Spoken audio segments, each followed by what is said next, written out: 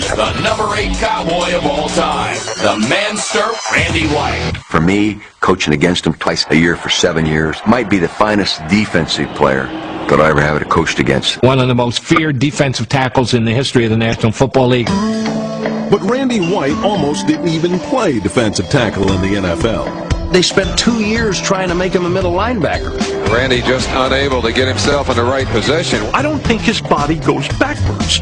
And as such, he wasn't a very good linebacker at all. That looked like it was going to be a poorly spent #1 draft choice on him. Once the Cowboys decided that isn't his game, let's put him on the defensive line. He's a terrific player.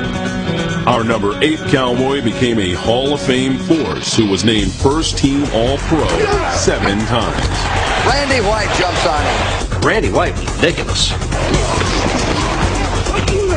He may not have put up these incredible numbers. I think it's because he was always double or triple teamed. One of the top 2 or 3 most dominant Cowboys, just sheer dominance every year. Randy White, you talk about a guy who was devastating. Randy White was a bagger, and if I weren't on television, I'd use a different term. Just a stone-cold nut. On game day, this meek, humble person turned into a monster. He was the Manster. His name is Randy White. His nickname, Manster.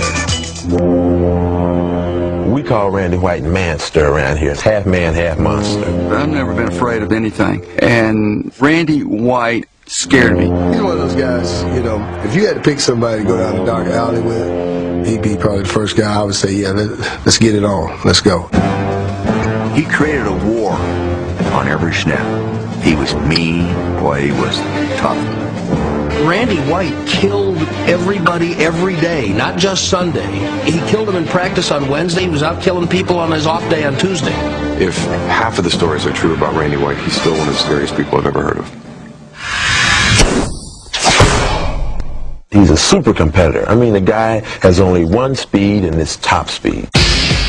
He played football as if it was life and death on every single play. I remember a play in Dallas. Scott Fitzke caught a pass across the middle, running for a touchdown. You know who caught him from behind?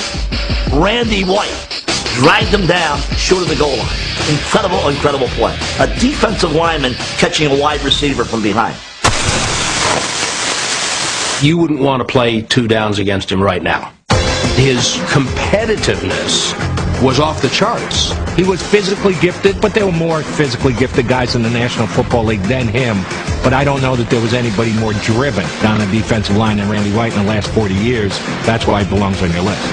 Randy White's one of the greatest football players that ever played the sport. And for him to not be in the top 5 on this list is, in my opinion, a mistake. Coming up, a pair of world champion Hall of Famers who failed to crack our top 5. You have to have him in the top 5.